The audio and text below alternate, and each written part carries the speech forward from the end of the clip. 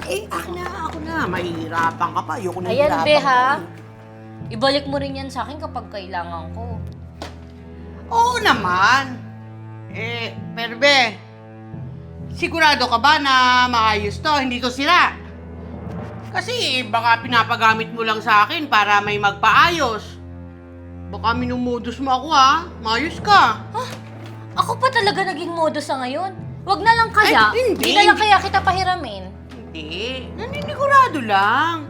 Sige ha, daling ko na to dun sa amin. Thank you.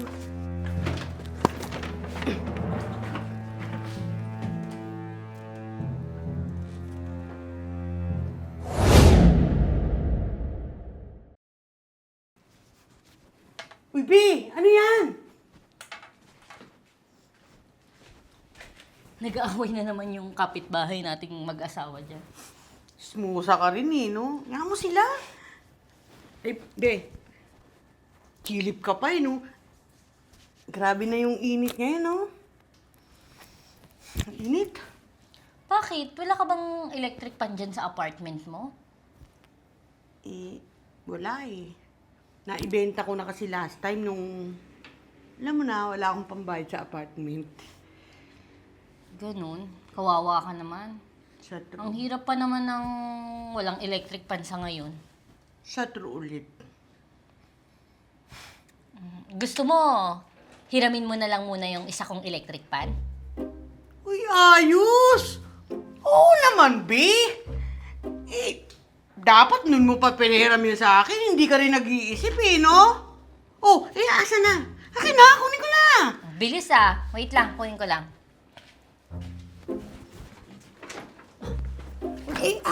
Ako na. Mahihirapan ka pa. Ayoko na Ayan, hirapan be, ka ha? eh. Ibalik mo rin yan sa akin kapag kailangan ko. Oo naman. Pero be, sigurado ka ba na maayos to? Hindi to sira? Kasi baka pinapagamit mo lang sa akin para may magpaayos. Baka minumodus mo ako ha. Maayos ka. Ako pa talaga naging modo sa ngayon.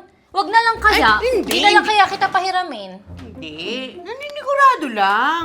Sige ha, daling ko na to dun sa amin. Thank you.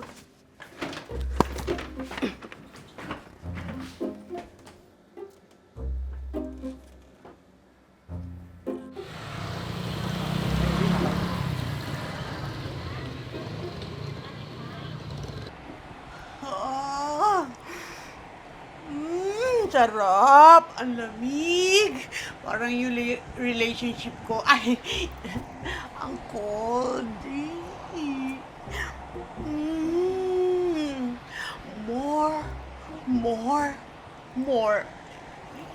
Nilalamig ako. Ang sarap talaga matulog kapag ganito. Ang lamig! Parang ang sarap na may kasas! Ay, sorry. Teka, magkukumot ako.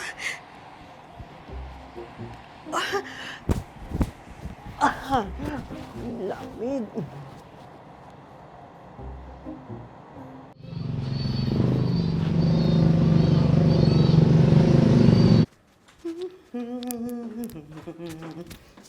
Baby, Ay, be. kamusta yung electric pan na pinahiram ko sa'yo? Okay na okay, be. Ginamit ko nga kagabi. Ang lamig sa kwarto ko.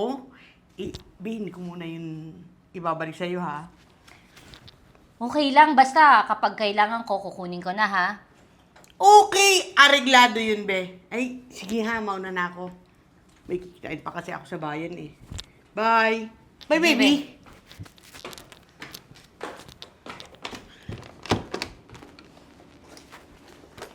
Tara na, let's go!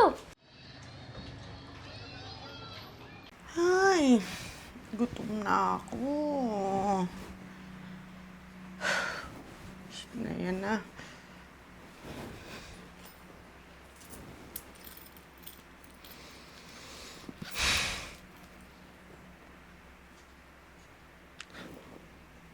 Wala naman akong pera. Paano na ako dito? Saan ako didiskarte?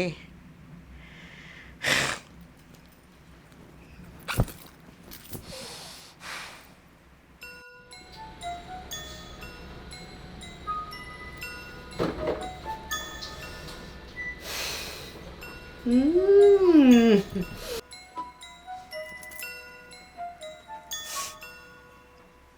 Pwede.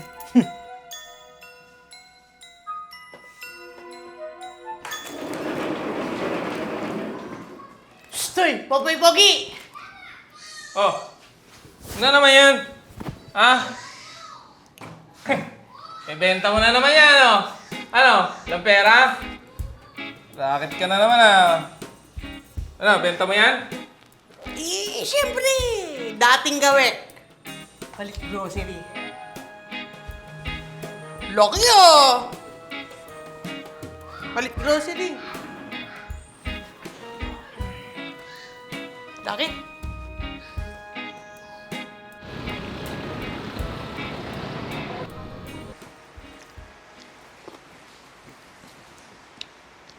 Ang dami kong gutom. Ah.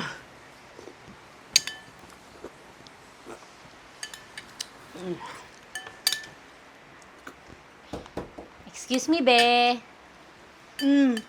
Be, bakit? Dito ako dito eh, kumakain pa ako. Huwag mo na ako abalahin. Ay, sorry, be. Be, kukunin ko lang sana yung electric pan. May bisita kasi ako eh. Kailangan ko sana. Sorry, ha?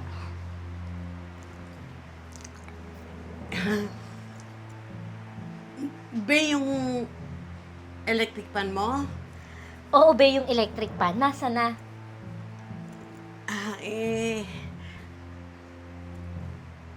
Be, Ano, be? yung electric pan mo eh.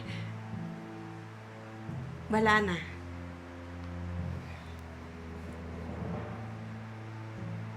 Binenta mo?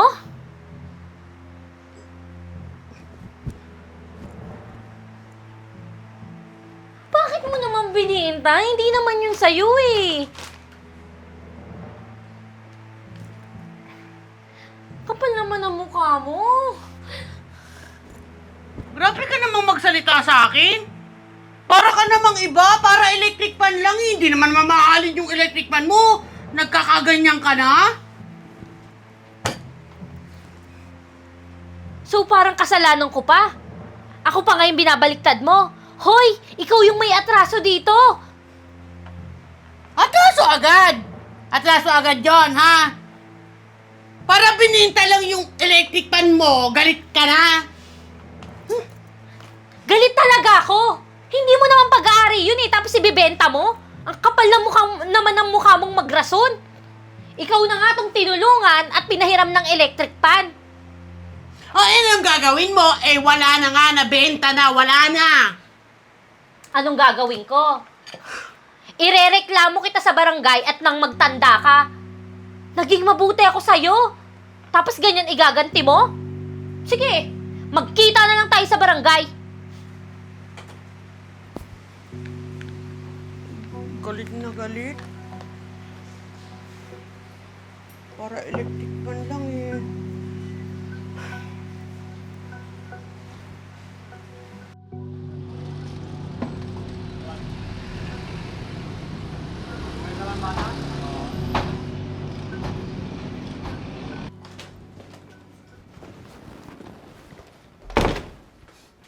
Ay, Be!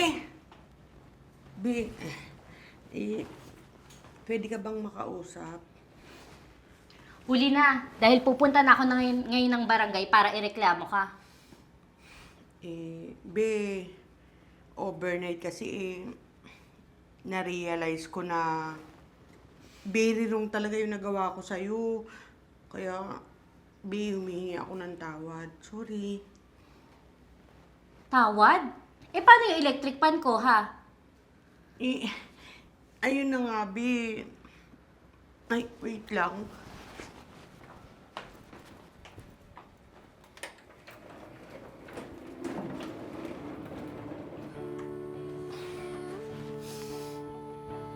Be, ito na nga pala yung electric pan mo.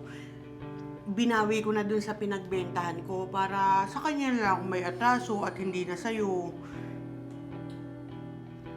Sorry, Be, ha. Wala na kasi akong maisip na solusyon para masolusyonan yung gutom ko. Be, ang daming solusyon. Ang daming racket sa paligid. Sikapin mo lang na makahanap ng pagkakakitaan. At sa ganun, hindi ka nagigipit at natutuluyang ibenta yung mga gamit sa paligid mo. Sikap lang, be. Salamat, be, ha. Hayaan mo. Didiskarte na ako ng maayos para naman makapagpundar na ulit ako ng mga gamit na naibenta ko dati. Very good ka dyan, be.